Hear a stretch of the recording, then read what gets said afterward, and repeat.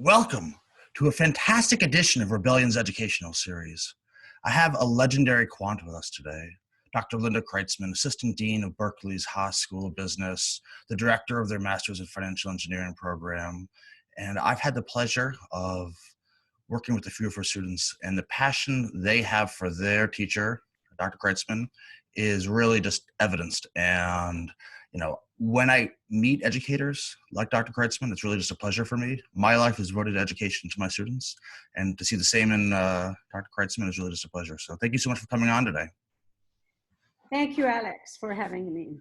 The pleasure is all ours. So how long have you been director and assistant dean at Berkeley? 20 years. I helped launch the program late 2000, and it's been a privilege working with my students. I think the introduction was a little bit too much, but I think that working. No, I mean, Eric, Vincent, a number of your students really voiced to me how much they absolutely adore you. And, I have about 150 students, mostly graduate.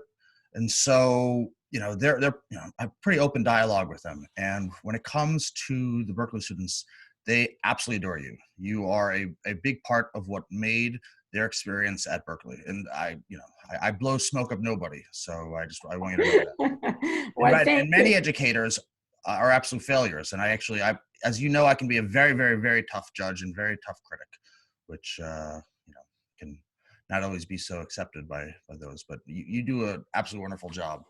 So let's talk a little Berkeley.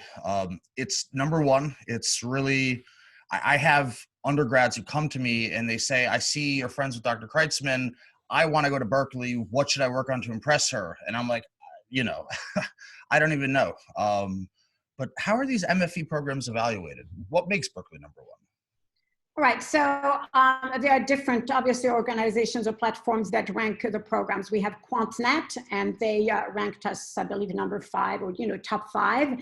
And then the Financial Engineer, who ranked us, recently number 1. We've been actually ranked number 1 for 6 years with a Financial Engineer. So some of the, for instance, QuantNet is going to place a great weight on, the ability to place students by graduation, right? Or 3 months by graduation.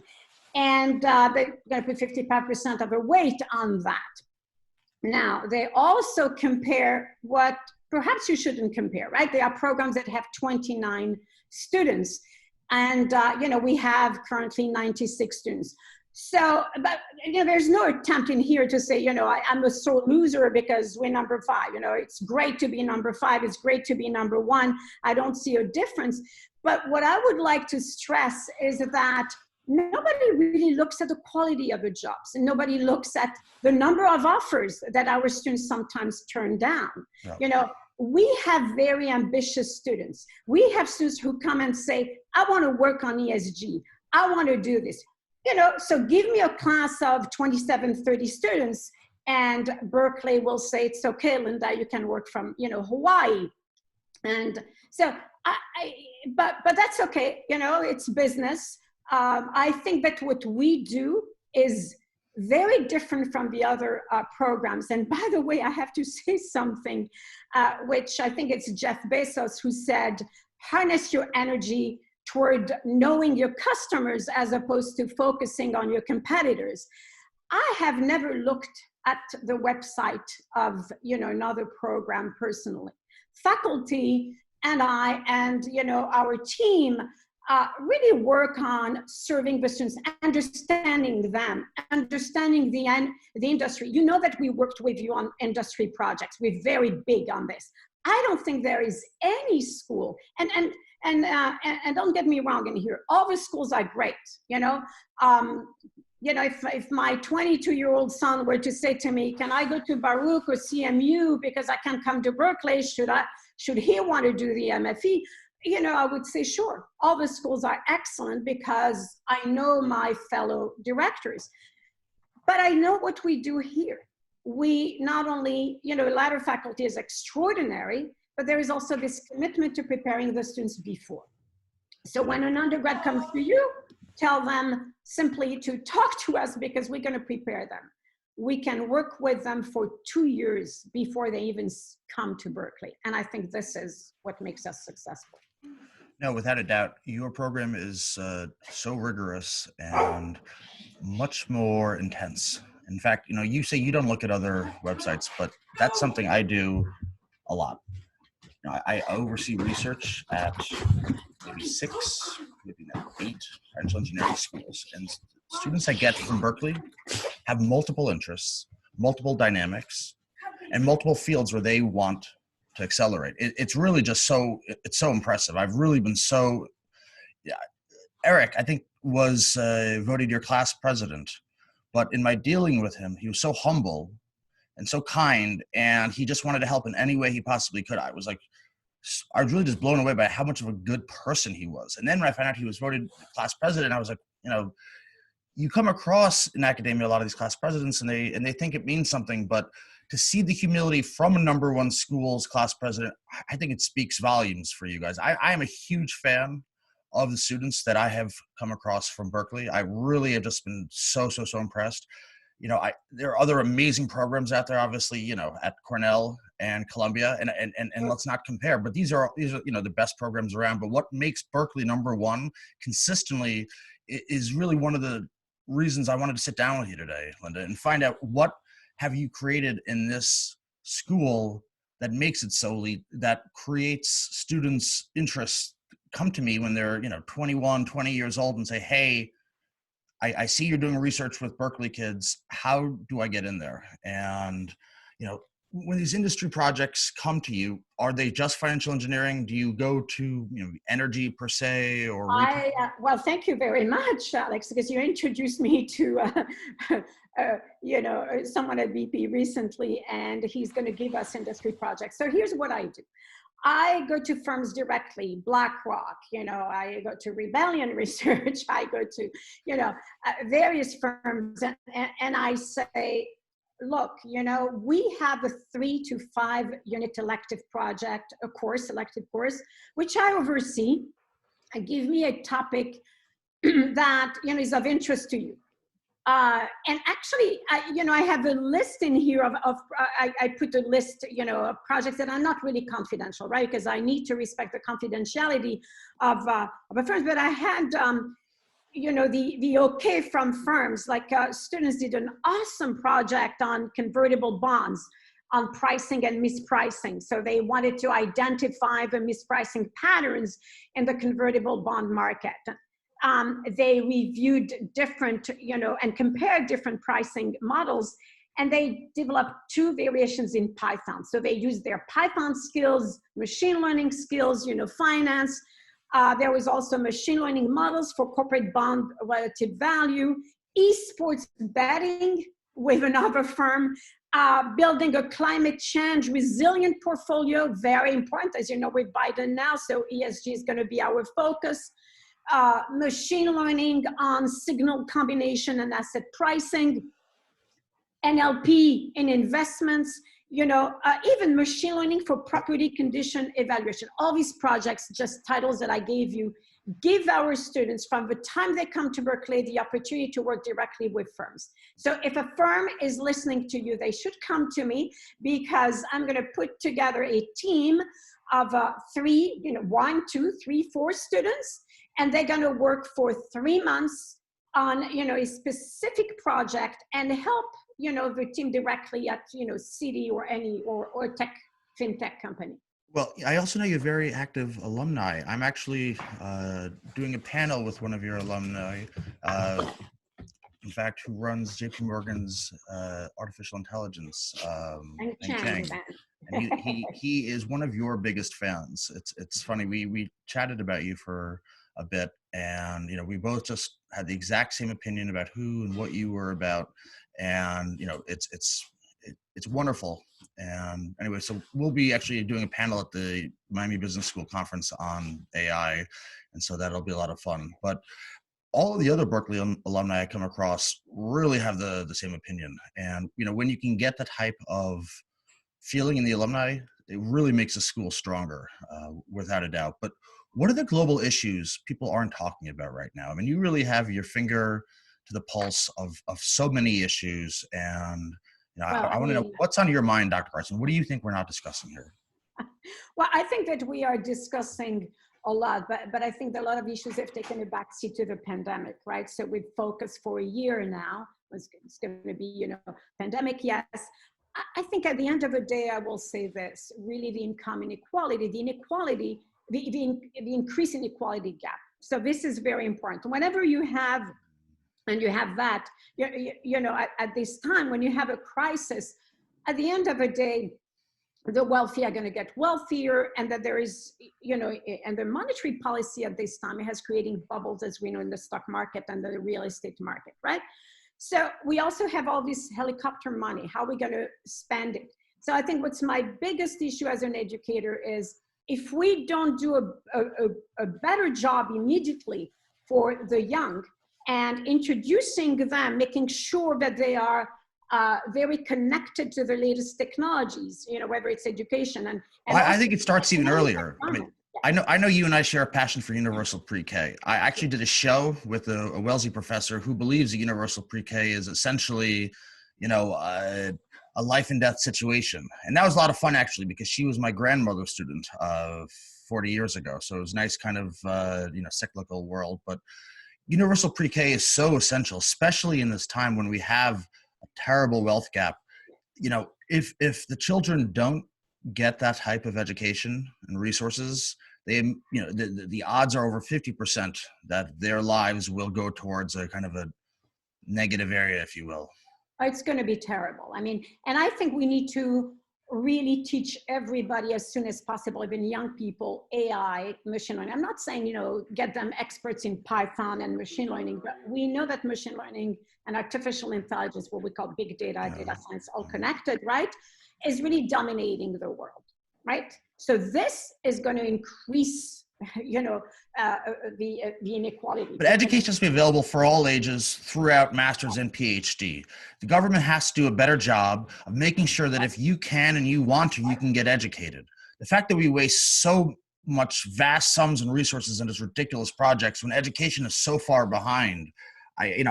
Norway, for instance, does a really great job with their educational, and we can't do it. It's expensive, but it's an expense that we can't afford, especially with how we're spending these days. Anyway. So that's my big worry as an educator. Yeah. To especially I see, obviously I deal with older. Huge worry of mine as well. Yeah. Yeah.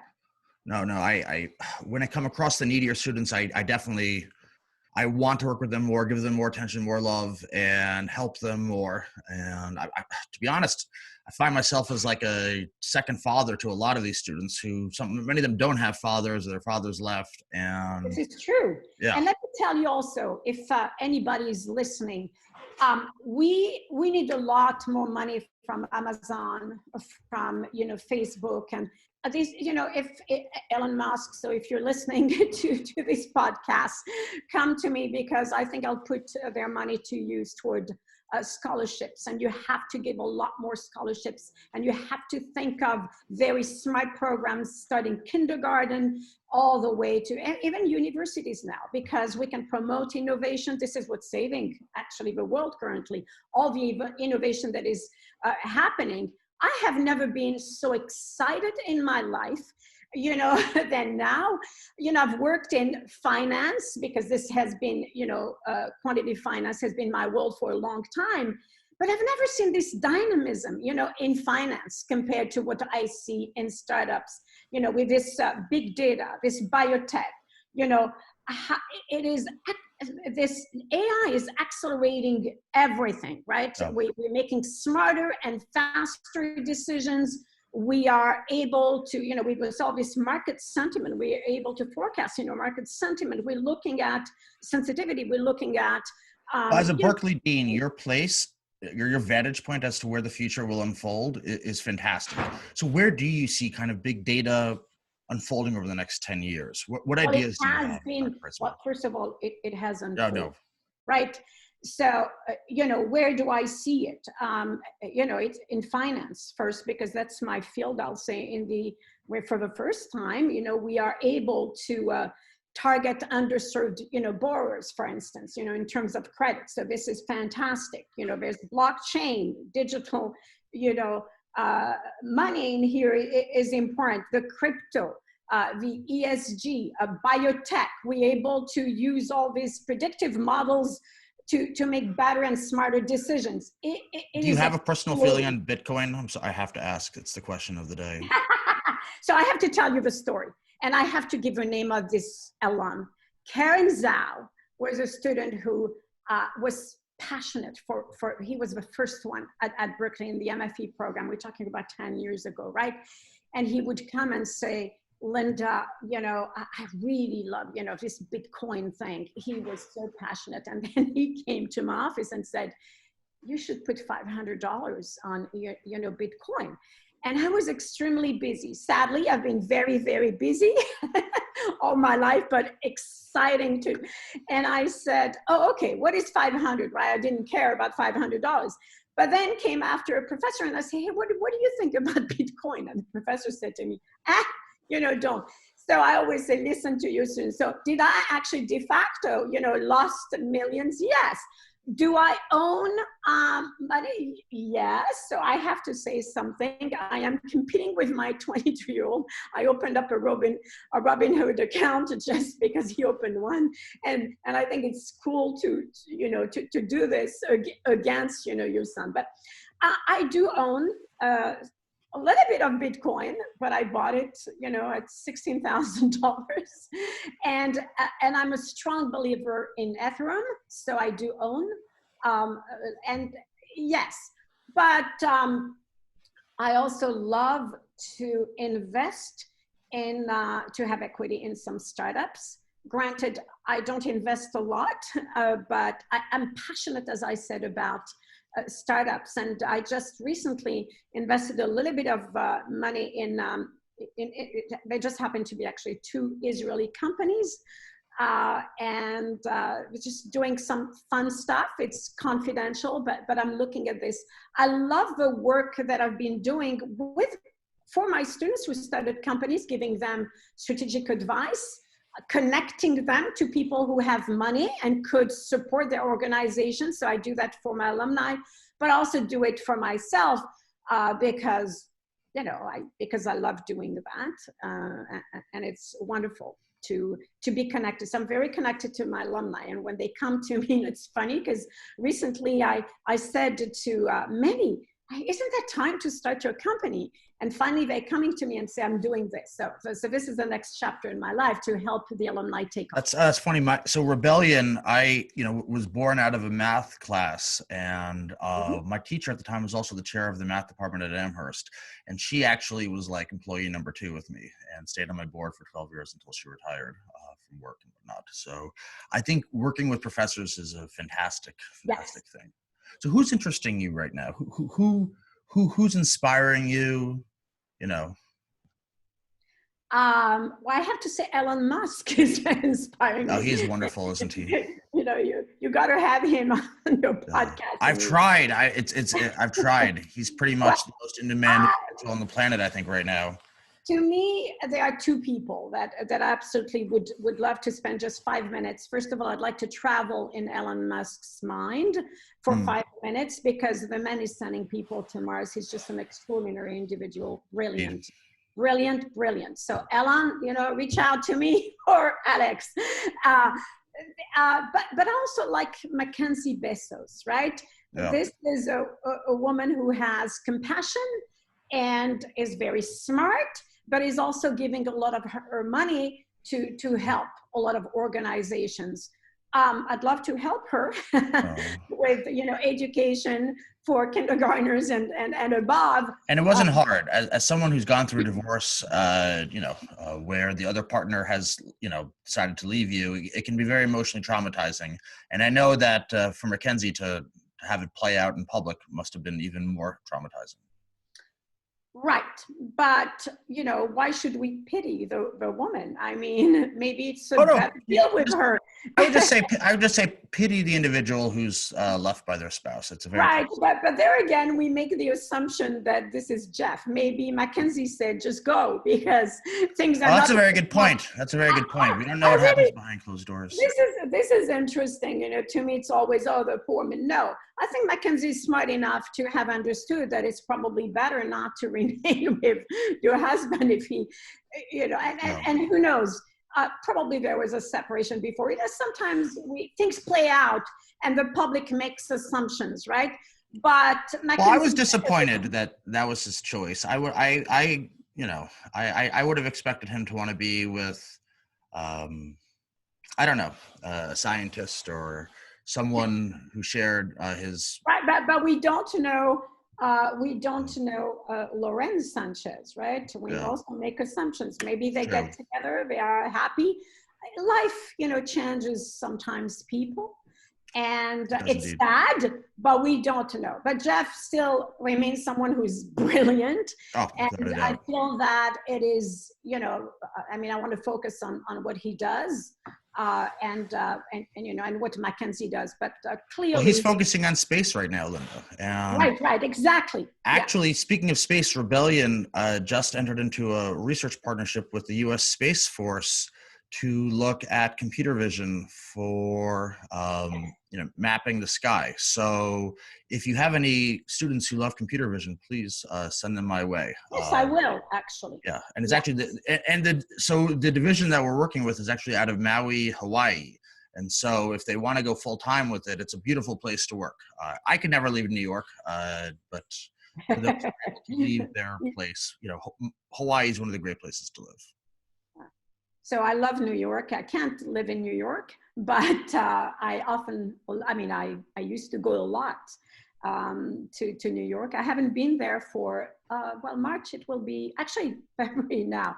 It'll be 1 year since I haven't gone back to New York for either conferences or, going to meeting people. That's something that I've missed tremendously. Yeah, the whole world is missing traveling right now, without a doubt. I think everybody's itching. So what are your plans to keep Berkeley as the #1 financial engineering school really in the world? I don't have any plans other than always doing what, I've been doing, working with the students, making sure that we bring students who really present what our 4 defining principles are. They question the status quo, they have confidence without attitude, they are students always, they really are humble, they want to give back, and they build things not just for themselves, but, things that are going to benefit, the world. Right. It sounds cheesy, but this is being cheesy, if it ain't broke, don't fix it. And your school at Berkeley has just continually excelled. Why change anything if it continually ranks as #1? Williams has been beating Amherst College for nearly 10 years in the U.S. News reports for #1. And clearly whatever Williams is doing is working, and Williams should keep on that trajectory. So I think what's working for us, it's really the fact that, in many organizations, professors teach, right? And they are removed from what's happening in the office, in the department.